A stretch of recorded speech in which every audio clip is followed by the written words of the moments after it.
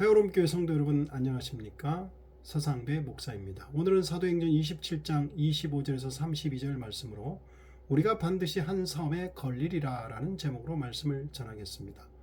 바울은 유대인들의 터무니없는 고소와 로마 총독들의 자기 정치적인 목적 때문에 무책임한 재판 연기와 재판 회피로 인해 지난 2년 동안 가이사랴 감옥에 억울하게 갇혀 있었습니다. 우여곡절 끝에 로마 시민권자인 바울은 로마 황제에게 항소 재판을 받게 되어 배를 타고 지중해를 가로질러 로마로 가게 되었습니다.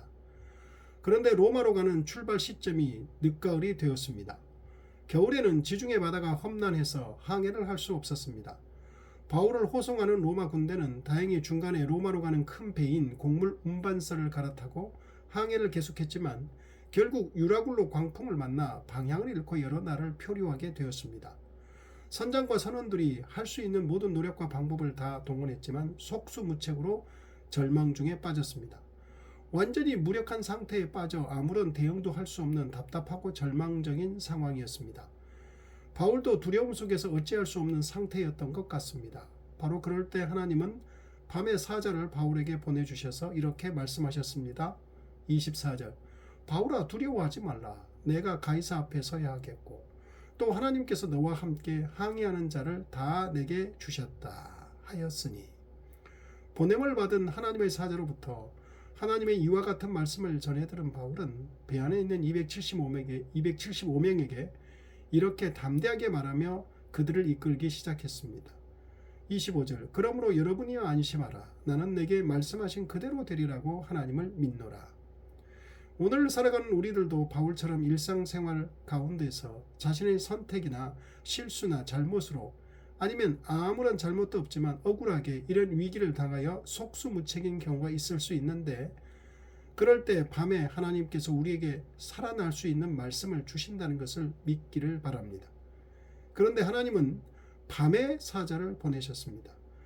하나님의 사자가 찾아온 밤은 아무 일이 없는 고요한 밤이 아니라 광풍에 배가 속수무책으로 떠내려가고 있는 가장 어둡고 두려운 밤이었습니다. 바울이 가장 두려워할 때 하나님은 찾아오신 것입니다. 사실 바울이 의지할 대상은 하나님밖에 없었을 것입니다. 바울은 하나님의 사자가 전한 말씀을 듣고 나는 내게 말씀하신 그대로 되리라고 하나님을 믿노라라는 믿음을 가졌다고 그들에게 고백했습니다. 그런 믿음을 근거로 바울은 이렇게 예상한다고 말했습니다. 26절 그런즉 우리가 반드시 한 섬에 걸리리라 하더라. 바울은 하나님의 신실하심에 대한 확신을 표현하는 데 그치지 않고 말씀에 근거하여 곧이어서 일어날 구체적인 사건을 예상했습니다.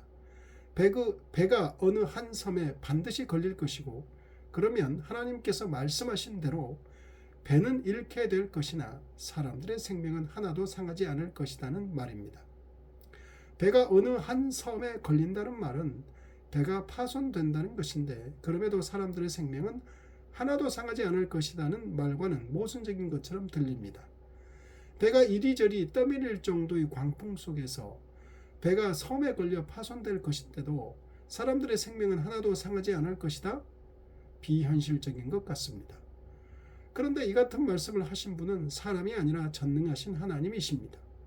우리가 태초에 하나님이 천지를 창조하셨다는 말씀을 믿는다면 이 말씀도 믿을 수 있습니다.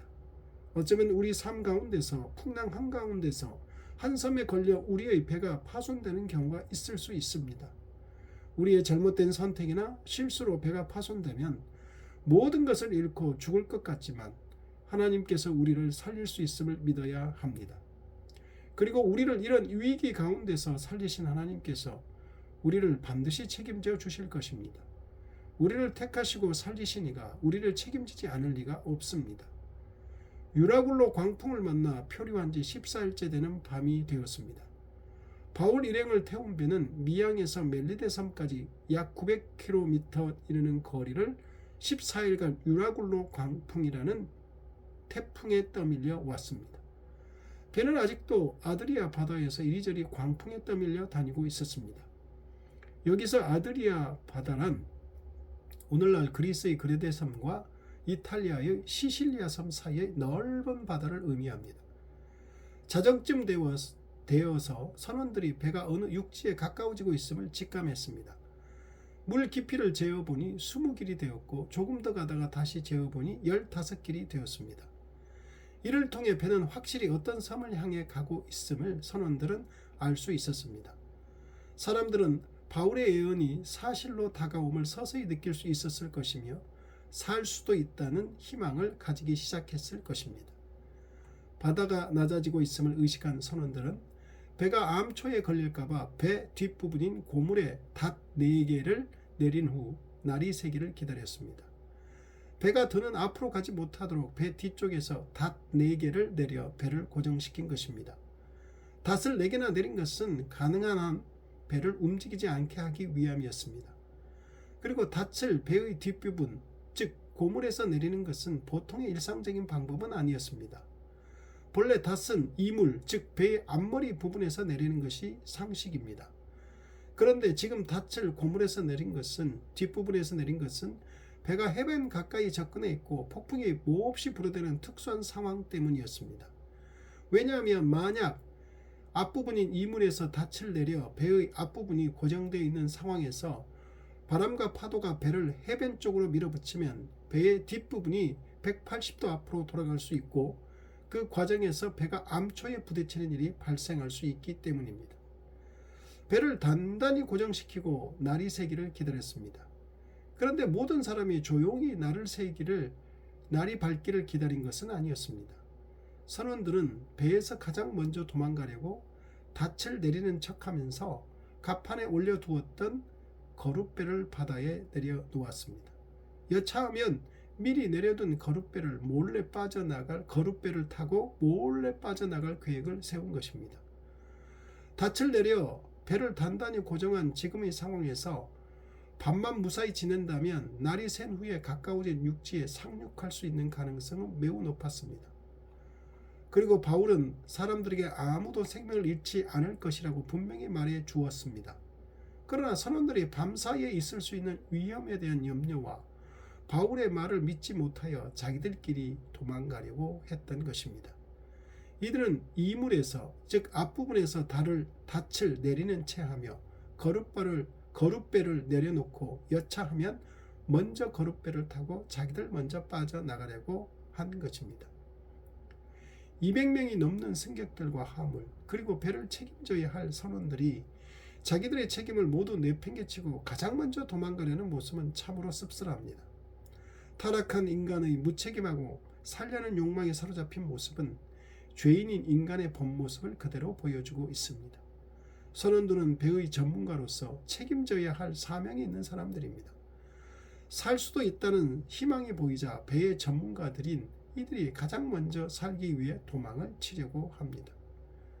그러나 선원들의 동태를 파악한 바울이 로마 군대의 백부장과 군인들에게 선원들이 승객들과 함께 배에 있지 않으면 구원을 얻을 수 없다고 말했습니다.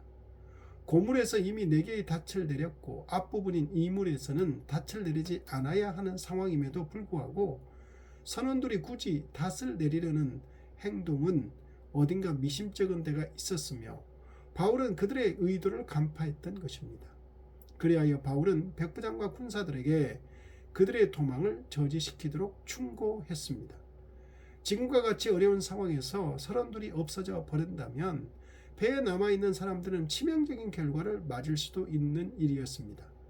또 다음날 상륙할 때도 경험이 많고 노련한 선원들은 꼭 필요한 존재들이었기 때문입니다. 어느새 바울이 모든 상황을 지휘하고 있었습니다.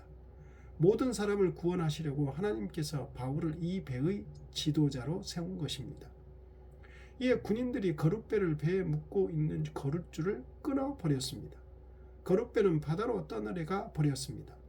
바울은 사공들의 도주를 저지시키라고만 했을 뿐인데 거룻배를 버리라고 하지는 않았습니다. 그런데 놀란 군인들이 거룻배의 줄을 그냥 끊어버림으로써 거룻배는 바다에 버려졌습니다. 이것이 백부장의 명령에 의한 것이라면 충분히 심사숙고하지 못한 판단이었다고 할 수 있습니다. 왜냐하면 거룻배는 다음날 육지에 상륙할 때 꼭 필요한 것이었기 때문입니다. 무책임하고 살고 싶은 욕망에 사로잡힌 선원들, 침착하게 대처하지 못하는 군인들, 모두 책임을 져야 할 사람들이 전혀 도움이 되지 못하고 있습니다.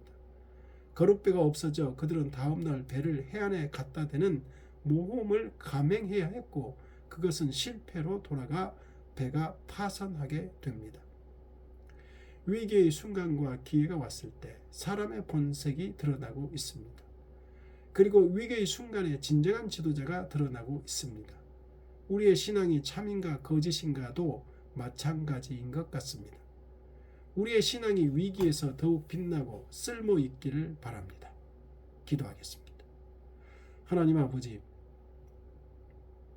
우리에게 주어진 사명을 잘 감당해야 할 터인데 우리의 연약함을 아시는 주여, 우리가 믿음으로 끝까지 우리에게 주어진 하나님의 사명을 잘 감당하는 신앙인으로 살게 하여 주옵소서.